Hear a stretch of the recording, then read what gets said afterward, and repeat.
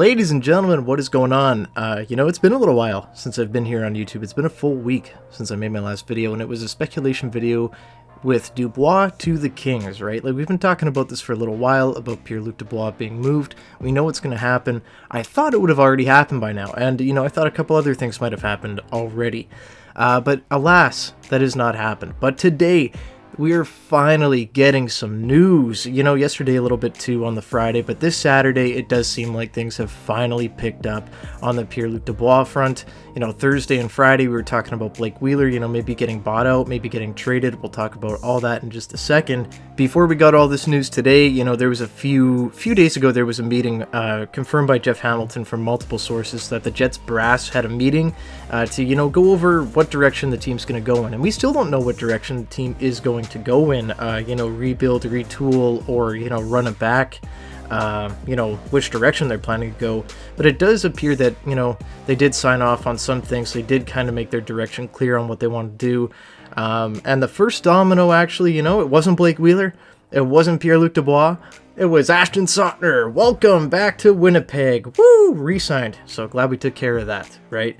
The first big domino. But anyway, after that, we heard stuff about Blake Wheeler, that his time in Winnipeg was likely over. If they can't find a trade or a possible suitor, it looks like he's going to be bought out. So that's not the worst thing in the world. I will make a video on it when it does happen. If he gets traded, if he gets bought out, whatever, that will be covered. Don't you worry, everything will be covered. This is going to be such a busy week with everything going on with Wheeler, Dubois, Hellebuyck even. We'll talk about that in a second.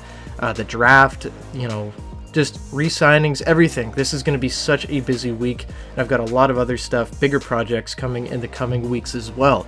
So Blake Wheeler, probably not going to be here. I don't think that's a big shock to anybody. At the end of the year, the exit interviews, he kind of alluded that he wasn't going to be here. It didn't sound like a guy that was going to be here next season, and I think that it's time to move on from Blake Wheeler. He's had a great career here in Winnipeg, one of the best players to ever put on a Winnipeg Jets 2.0 jersey. But at the end of the day, it is time to move on. As unfortunate as it is, he will likely have his number in the rafters one day.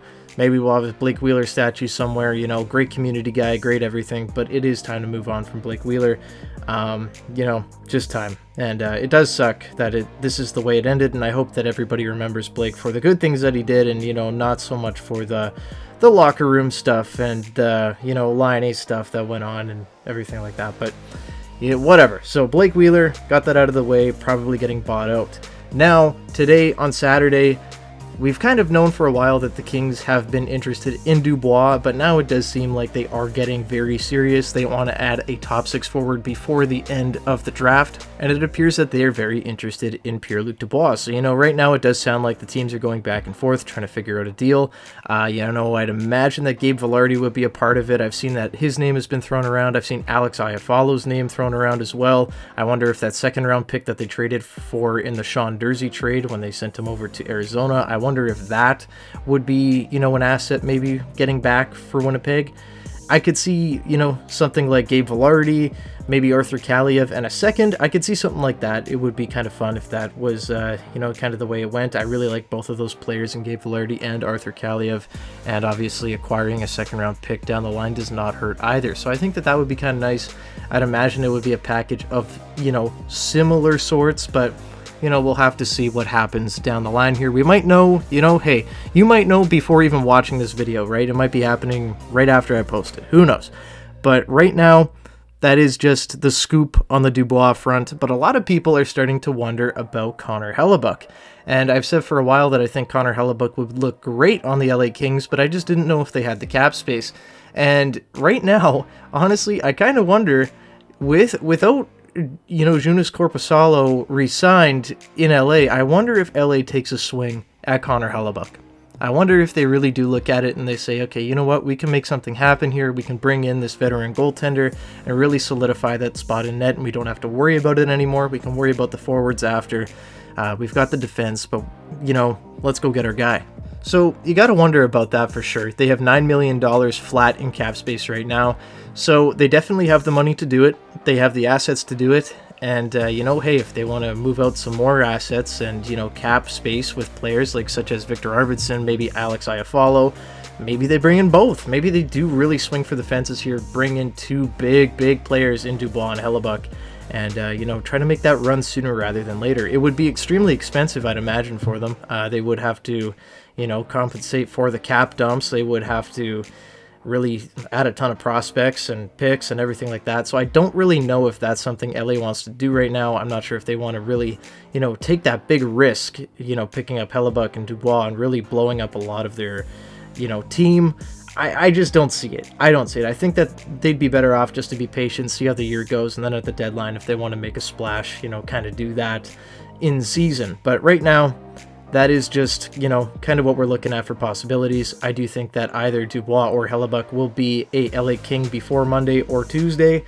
Will both of them be Kings? It'd be kind of fun, I'm not going to lie. And I think the package would be pretty substantial going back Winnipeg's way as well. So we'll keep tabs on that. But Blake Wheeler, Pierre-Luc Dubois, and Connor Hellebuyck could all be gone by the draft. Wednesday, July 28th is the NHL entry draft. A lot of stuff is going to go down. I wonder if anybody gets moved at the draft.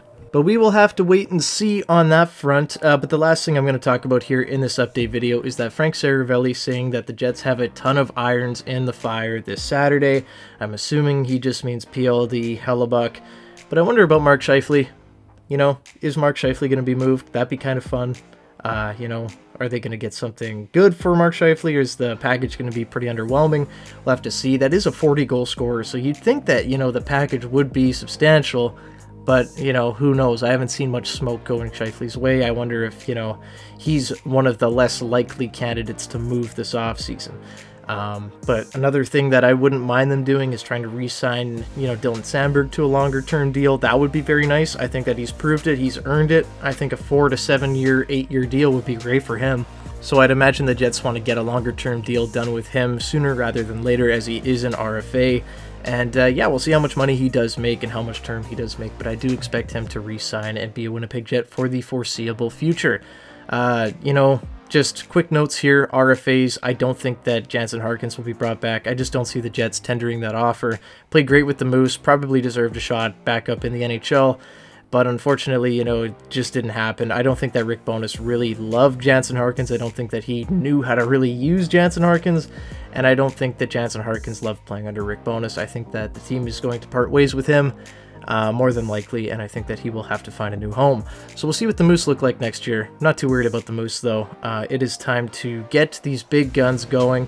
It is time to start blowing up this team, hopefully, and I think that the Jets, in that meeting, they did finally come to terms with, hey, we do need to look at rebuilding, retooling, as opposed to running it back, because it's just not going to happen. So I'm really hoping that that's the mindset here. I'm really hoping, because either way, I don't think it's going to be a very good team next year. I think that this is going to be a struggling team, so I think it is time to hit the rebuild button and go to town. But that's just my thoughts. This is just a quick update video, guys. Thank you so much for watching. There will be an explosion of content this week. I'm going to be a very busy guy, so, leave a like, subscribe, and buckle up, baby. This week's going to be nuts. Go Jets, go. See you in the next one. Bye-bye.